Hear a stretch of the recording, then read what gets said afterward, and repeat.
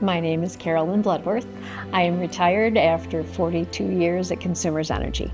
My name is Christopher Simpson, Chief of Police, Jackson City Police Department. My personal why for doing this work for Drive Jackson is simply to give back to this community that has given so much to me and my family. I think that was a great question, the why. And for me, it's, if not me, then who? I really want to make a difference, particularly for those people in the next generations to come. And I've taken that attitude towards most of the things that I've gone after that are worthy of seeking. And being involved with a plan that could set the course for Jackson, for the future, for my children's children, is something I certainly wanted to be a part of. So they have the same love for the community that I have. The voices, I think, need to be heard more often in our community's decision making. Obviously, a wide variety of voices. It's easy to say all voices should be heard.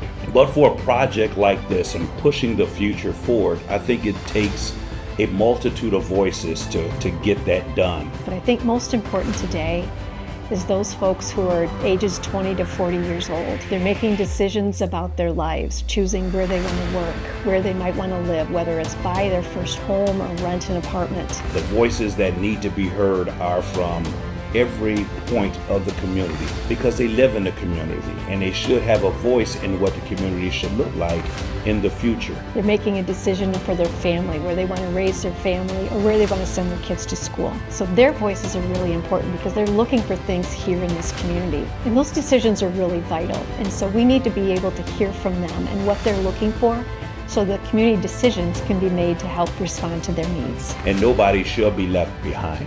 Nobody. And that does not discriminate against any color, any age, any place or profession.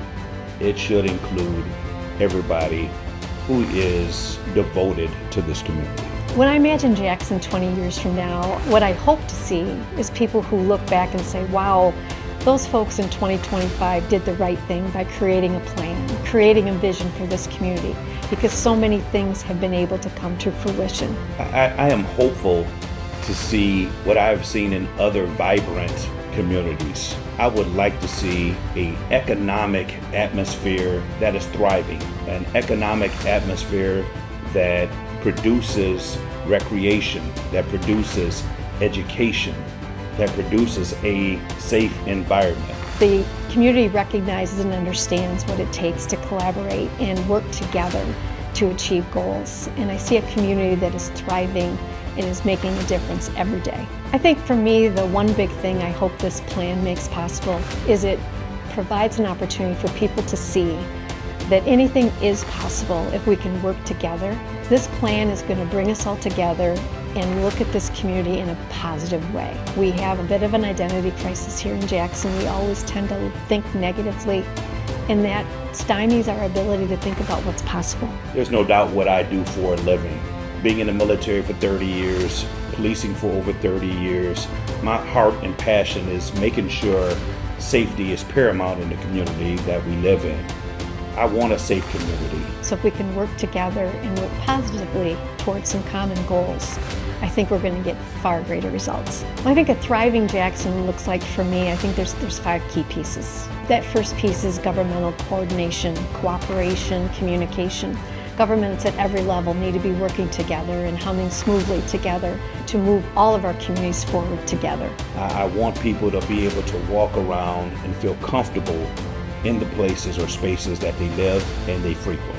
Being the police chief, coming through the ranks at the city of Jackson as a police officer, well, as a cadet to police officer to sergeant lieutenant, now the chief of police, safety is my passion. I want to be able to, in that time frame, go to any portion of the city of Jackson and feel the same safety that I do in all visiting. So there's no despair in, well, it's not safer over in this neighborhood than the other.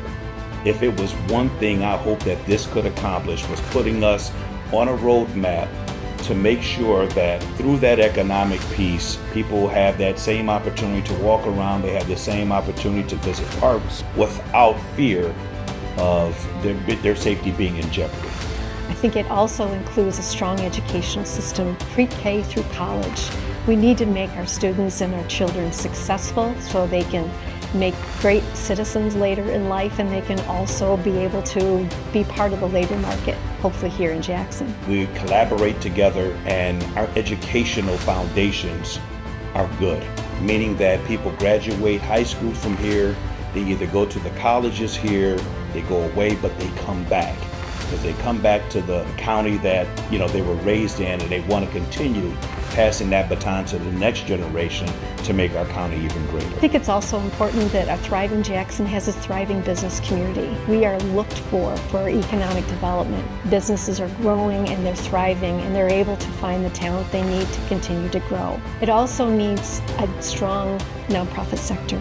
We need nonprofits that are going to be able to serve many needs in this community, but they're supported by great philanthropy, whether that be individuals or institutions, and also a lot of volunteerism, people giving back in the ways that they can best. A thriving Jackson, I think, is measured by the people who come here who don't live in this community. You hear of other places like, man, we had a good time over in this city. We had a good time over in this state or city. We take vacation over here. That's thriving because it's inviting. And when a place is inviting, you check in the box economically, recreationally, togetherness, community, all that ties in together. So I think one huge measure is how many people come here to visit here, how many people relocate here. I think finally, Jackson needs to be a destination. It is now, but quite often right now, we're just the place to stop along the highway to get lunch.